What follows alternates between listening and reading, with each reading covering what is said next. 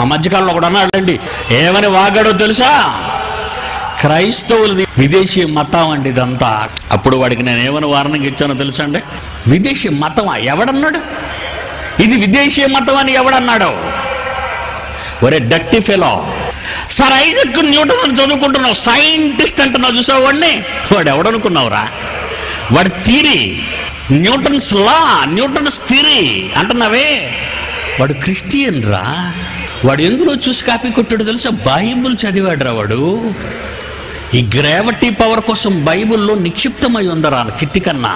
అది కాపీ చేసేవాడు అది వాడి థియరీ అని రాసేసుకున్నాడు, కానీ అది బైబుల్ థియరీ.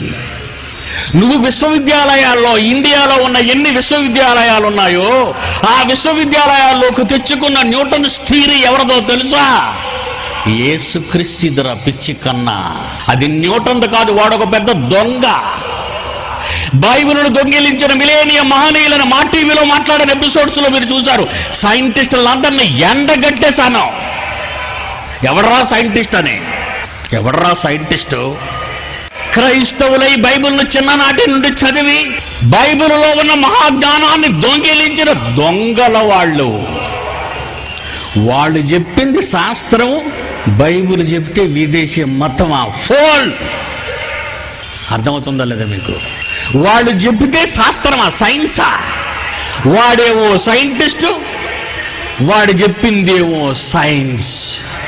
కానీ వాడు ఎక్కడి నుంచి తీసుకొచ్చాడో నీకు తెలుసా? నీకు కానీ, బాబుకి కానీ, బాబుకి కానీ బైబిల్లోది కాపీ కొట్టాడు. ఈ ప్రపంచం ఎవరిని మిలేనియం మహనీయులను అన్నదో వాళ్ళంతా బైబిల్ దొంగిలించారు అని మా టీవీలో ప్రతి ఆదివారం మాట్లాడిన నా మాటలు విన్నారు. ఒక ఐన్స్టీన్ చెప్పింది, ఒక కోపర్నికస్ చెప్పింది, ఒక గెలీలియో చెప్పింది, ఒక బ్రూనో చెప్పింది.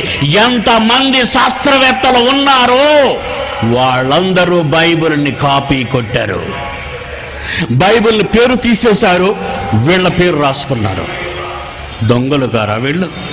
ఏమంటే ఇది తెలియని వీడు ఇండియాలో పుట్టి వీడంటాడు ఇది విదేశీ మతం.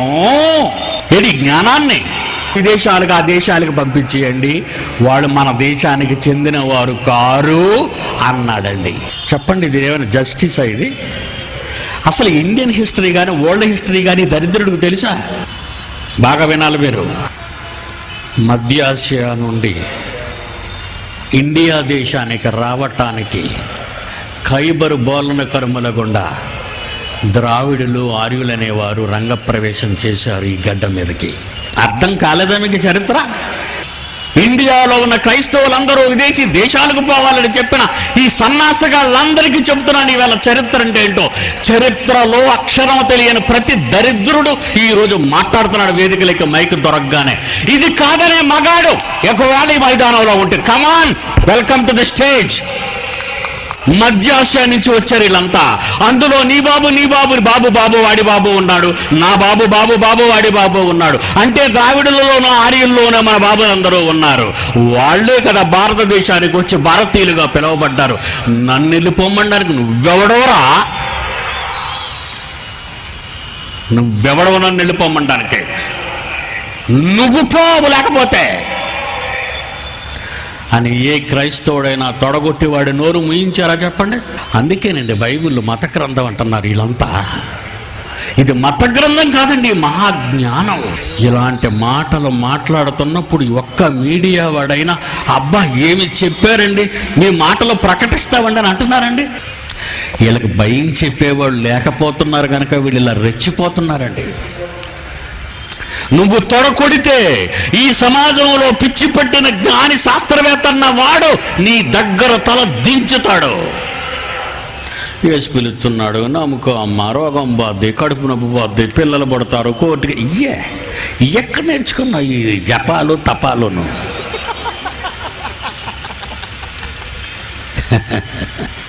యూదా గోత్ర సింహం అని నీ అన్న, యూదా గోత్ర సింహం నీ అన్నయ్య. నువ్వు వీధి కుక్కవా?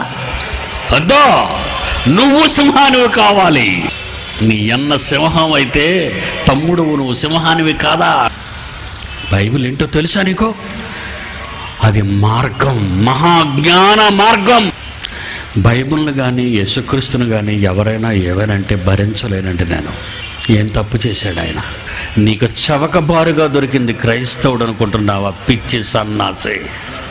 మేము బాంబు పెట్టాం, కత్తి పట్టుకోం, నువ్వు వండవు. క్రైస్తవ్యానికి అడ్డురాకు, ఆ దేవునితో నువ్వు పెట్టుకోకు. సృష్టికర్త జోలికి వచ్చావో అయిపోతావు నువ్వు. ఇంత సవాలు చేసి బైబిల్ పట్టుకొని, ఒక బైబిల్ అబద్ధాల పుట్టయితే, బైబిల్ ఒకవేళ అబద్ధమైతే, ఇది విదేశీ మతం అయితే పిడి సుందర్రావుగా నిలబడుతున్నాను. బైబిల్ నిజమైన గ్రంథమని నేను చెప్పటానికి ఇక్కడ నిలబడ్డాను ధైర్యంగా. ఇప్పుడు చెప్పు, బైబిల్ తప్పని చెప్పటానికి ఎవరైనా మీస ఉన్న మగాడు ఉన్నాడేమో తీసుకొని రండి. క్రీస్తు కొరకు, ఆ దేవుని కొరకు నిలబడినాడు జైశాలే.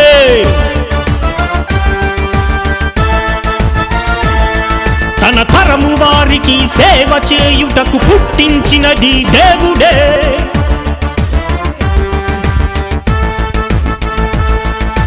దేవుని కోసం నిలబడ్డాడు, ఎదిరించిన వారితో తలపడ్డాడు.